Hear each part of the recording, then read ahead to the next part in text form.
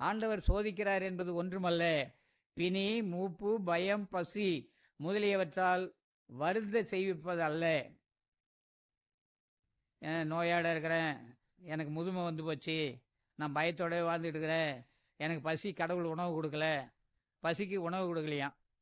எறும்புலேருந்து யானை வரைக்கும் உணவு கொடுத்த கடவுள் எனக்கும் உங்களுக்கு உணவு கொடுக்கலையா?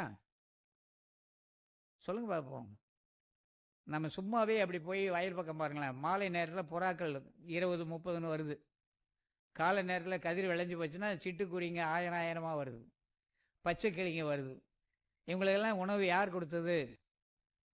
ஆக எனக்கும் உங்களுக்கு தான் உணவு கொடுக்கல. பசிக்காக நம்ம என்ன பண்ணுறோம்? தேவாரண்ய ஒழுக்கம் சிடி வாங்கி கேளுங்க, அதில் எழுதியிருப்போம். எந்த பறவைகளும், எந்த மிருகங்களும், எந்த ஜீவர்களும் நம்ம வீட்டு கதவை தட்டி அம்மா பசிக்குது அப்படின்னு கேட்கவே இல்லை.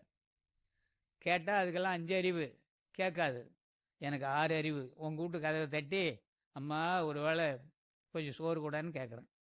இது தேவையா எனக்கு?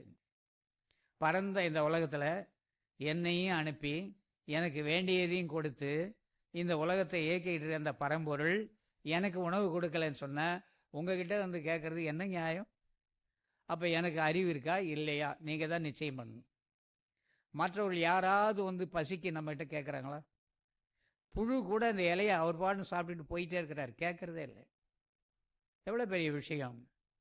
அதான் சொன்னார், பிணி, மூப்பு, பயம், பசி முதலியவற்றால் வருந்து செய்விப்பது கடவுள் அல்ல. அப்போ என்ன செய்கிறாரு? மரணம் அடைய செய்விப்பது மட்டுமே கடவுள் செய்கிற வேலை. இயற்கை செய்கின்ற வேலை என்னென்னா, நீ செத்து போயிட்டியா, நீ இருக்கிறியான்னு பார்க்குற வேலை மட்டும்தான் அவருக்கு.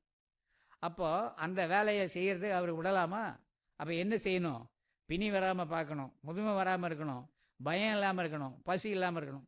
இந்த நாளையும் நம்மளோட உடலில் நாம் செய்து கொள்ள முடியும்.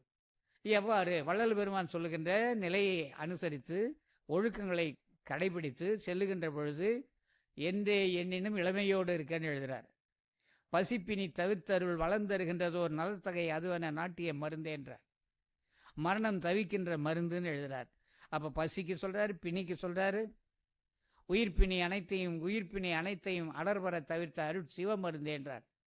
அப்போது மூச்சு காற்று தான் சிவமருந்தாக மாறுகிறது. அமர்ந்த மருந்துன்னார், நடந்த மருந்துன்னார், ஆடும் மருந்துன்னார். இவ்வளவும் நமக்குள்ளே இருக்கிற விஷயந்தான். இந்த விஷயத்தை தெரிந்து கொள்வதற்கு நீங்களும் நானும் என்ன செய்யணும்? அதையும் சொல்லிட்டார். ஆடாதீர், சற்றும் அசையாதீர், பொய்யுலகை நம்பாதீர், வேறு ஒன்றை நாடாதீர், ஜோதி ஒன்றை ஏன் நினைவின் சுகம் பெறலாம்ட்டார். அப்போ இவ்வளவு சொன்ன பிறகு நம்ம என்ன செய்துட்டு இருக்கிறோம்?